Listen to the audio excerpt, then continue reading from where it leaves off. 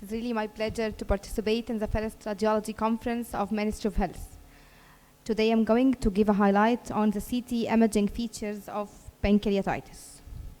First, with acute pancreatitis. It is an acute inflammation of the pancreas and is a potentially life-threatening condition. The diagnosis of acute pancreatitis is usually based on the clinical criteria or with combination of clinical and radiological features. Two of the following three criteria are required for the diagnosis. First, the acute onset of persistent severe epigastric pain with lipase amylase elevation more than 3-fold, and the characteristic imaging features on contrast enhanced CT, MRI, or ultrasound. The CT finding. In cases of mild acute pancreatitis, there may be range from normal appearing pancreas with no peripancreatic abnormalities to diffuse enlargement and heterogeneous attenuation of the gland, with ill definition of the border as well as peripancreatic inflammation of the surrounding fat. As shown in this CT imaging study, there is diffuse swelling of the pancreatic substance with evidence of inflammation within the substance of the pancreas as well as the peripancreatic fat planes. Up to 18% of cases, mild pancreatitis demonstrates segmental focal involvement, usually of the pancreatic head and the on-SNP process. This can result in groove pancreatitis, with a scar tissue forming in the space between dorsocranial part of the head of the pancreas, the duodenum, and the common bile duct. As shown in this image, there is focal area of abnormal hypodensity seen within the pancreatic head, with evidence of scar tissue formation in this groove detected between the dorsocranial aspect of the pancreatic head and the duodenum. This is a case of groove pancreatitis. In severe acute pancreatitis, in addition to the features stated before, lack of normal enhancement of part of the pancreas or the entire pancreas in keeping with necrosis. As shown in this image, there is hypoenhancement of the pancreatic substance with areas of necrosis, demonstrating necrotizing pancreatitis.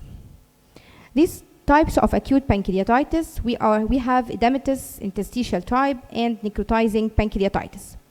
In the edematous type, there is normal enhancement of the pancreas without necrosis.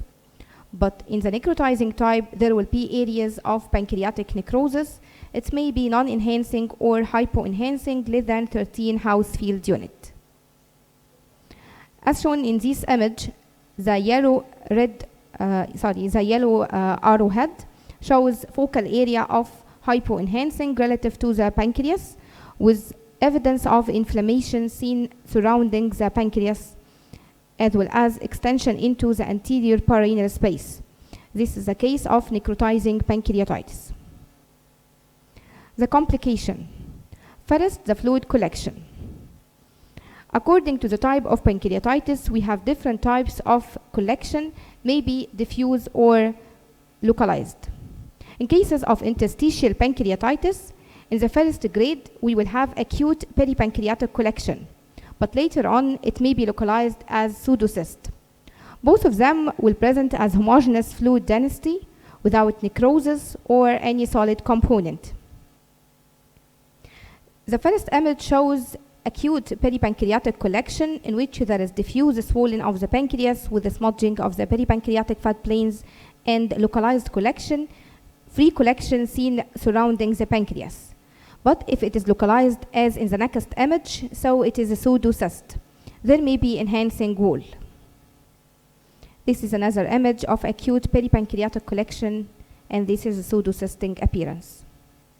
In cases of necrotizing pancreatitis, if the fluid collection is free, so we are dealing with acute necrotic collection. But if it is localized, now it's termed walled-off necrosis. Both of them are heterogeneous collection, contains blood products. The collection may extend within the pancreatic tissue.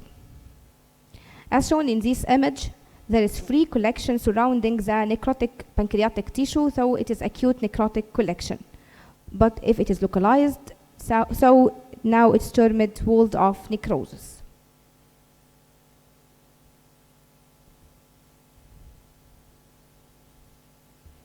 Another complication of acute pancreatitis is abscess formation, where there is infected pancreatic necrosis. Presence of air within the fluid collection in absence of intervention. It is more common with necrotizing pancreatitis. As shown in this image, there is a localized collection seen surrounding the pancreatic substance with presence of air foci here within, in absence of any intervention, so it is abscess formation. This is another aggressive form of abscess surrounding the pancreas with evidence of acute pancreatitis. Pseudoaneurysm. Most common with the splenic and gastroduodenal artery, as shown in this image, there is a splenic aneurysm associated with the acute pancreatitis. This is another case of aneurysm. Venous thrombosis, most common with the splenic vein. As shown in the first image, there is filling defect seen within the splenic vein as well as the confluence of the portal vein. The second image shows filling defect within the superior mesenteric vein. Bile duct obstruction and strictures. Pancreatitis-related biliary obstruction can occur as a result of common bile duct strictures or external compression secondary to mass effect and surrounding fibrosis. The staging. We can make a staging of acute pancreatitis according to the finding on CT. In stage A, there will be normal pancreas. On stage B, there will be pancreatic enlargement. C, there is only inflammation within the pancreas and the peripancreatic fat. Stage D, there is single peripancreatic fluid collection, but in stage E, there will be 2 or more fluid collections with retroperitoneal air. Be careful. Pancreatic duct dilatation is not a typical finding in acute pancreatitis, so if present, suggest underlying mass lesion. Now we will go for chronic pancreatitis. There will be atrophic pancreas with evidence of calcification within the parenchyma or intraductal. There is also dilated irregular pancreatic duct with localized fluid collection, either pseudocyst in cases of interstitial edematous pancreatitis or walled-off necrosis with necrotizing pancreatitis. As shown in this image, there is total atrophy of the pancreatic substance with evidence of diffuse coarse calcification seen within the pancreas as well as intraductal. This is another case where there is dilated pancreatic duct with evidence of calcification. Autoimmune immunoglobulin G pancreatitis. There will be capsule-like rim surrounding the pancreas that shows delayed contrast enhancement. Sausage-like enlargement of the pancreas with loss of the normal pancreatic lobulations. Clear surrounding fat planes with no fluid collection.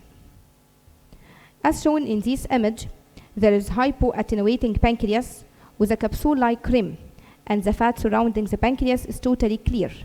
This is a case of autoimmune pancreatitis.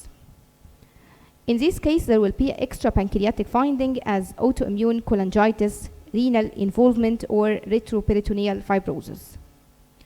Thank you.